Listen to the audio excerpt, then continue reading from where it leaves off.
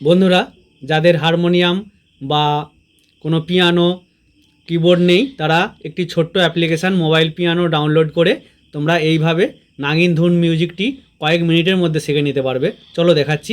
এই যে দুটো কালো নোট, এখানে তিনটে কালো নোট, দুটো কালো নোটের প্রথম থেকে শুরু করবে।